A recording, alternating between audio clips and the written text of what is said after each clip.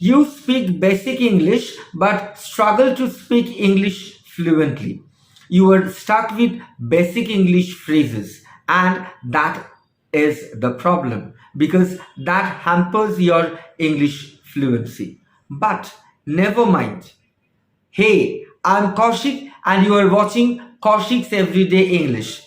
In today's lesson, we are going to learn some smart English phrases with which you can start your sentences in English and you can make your English sound better and advanced as that of advanced English speaker, and you can speak fluently. So, what are we waiting for? Let's get started. The first phrase in today's list is as a matter of fact. Now, this phrase is used to correct a misunderstanding. Say, for example, somebody is telling you, are you new around here? In reply, if you say, as a matter of fact, I have lived here for 10 years.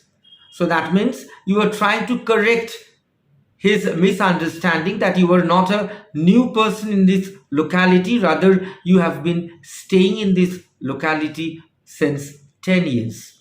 So, as a matter of fact is used to correct a misunderstanding. Now, as a matter of fact can also be used to emphasize something or to replace the word actually. For example, I was in the party. As a matter of fact, I spoke to him for 5 minutes. You went to a party and met a celebrity at that party and you spoke to him for 5 minutes. So, to emphasize that fact, you could say, as a matter of fact, I spoke to him for 5 minutes. Move on to the next phrase, needless to say. Now, what does this phrase mean? Needless to say means as you would expect. For example, you could say, it is needless to say you have my support in whatever you do. That means you could expect that I would support you in whatever you do. Or look at another example. He got his leg fractured and it is needless to say he'll be off work for a while. That means he has met with an accident and he has got his leg fractured. So it's obvious, or you could expect, that he won't be coming to office. So he'll be off work for a while. So in this way, you can use this phrase, needless to say.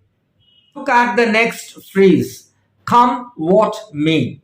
What does this mean? It means no matter what happens. So how can you use this particular phrase in a sentence? Look at the example. Come what may, I'll crack the IPS exam this year. That means no matter what happens, I'll pass the IPS exam this year. Or look at the second example. Come what may, I will support you till the end.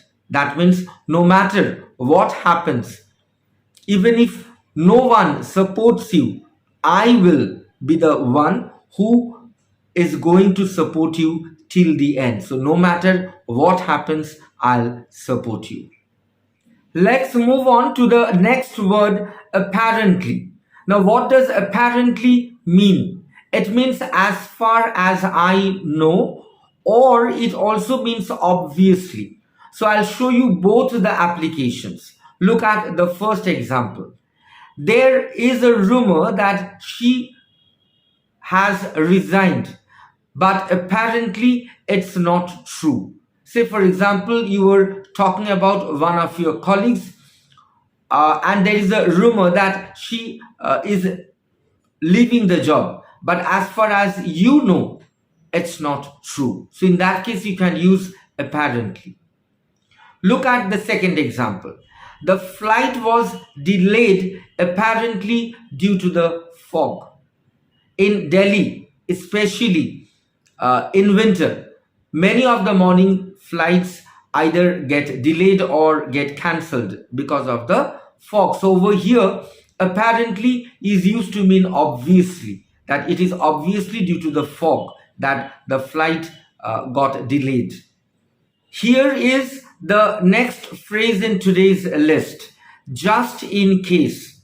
Now, just in case is used to mean to protect against something bad that could happen.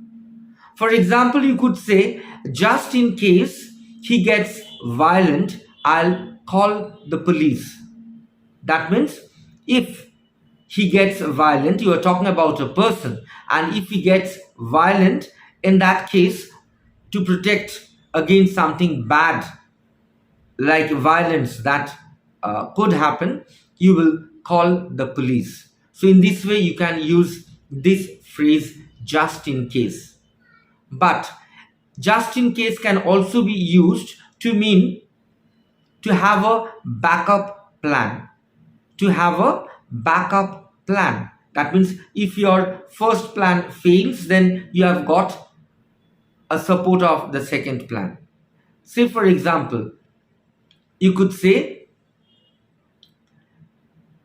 I'll take the umbrella just in case if it rains. So, taking umbrella is your backup plan. That if it rains, you can use your umbrella so that you are taking umbrella with you. So, in this way also you can use this phrase in your daily conversation. Let's move on to the next phrase, that reminds me of. Now, what does this particular phrase mean? It means to remember something from the past that is relevant to the ongoing conversation. Say, for example, you are talking about a particular thing, and while talking about that thing, you are being reminded of something past that is relevant to the present conversation. Now, say, for example, my hometown is Kolkata, right? And the main festival of Kolkata is Durga Puja. And now, for example, if one of my friends asks me, were you in Kolkata during Durga Puja? At that time, I could say, that reminds me of the splendid time I spent there. So, whenever my friend mentioned Durga Puja, that reminds me. And at that very moment, I am being reminded of the splendid time that I spent in Kolkata during the Durga Puja festival. So, in this way, you can use this particular phrase in your daily conversation.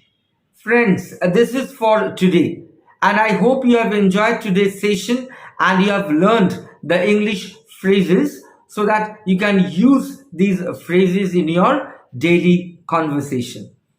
Before I leave, like every day, I would like to request you to subscribe to the channel, give a thumbs up, and click the all notification icon so that whenever I upload my video, you get the notification first. So I'll be back again with a new interesting lesson for you. Till then, stay safe, love your family, love your parents, and love yourself. Bye.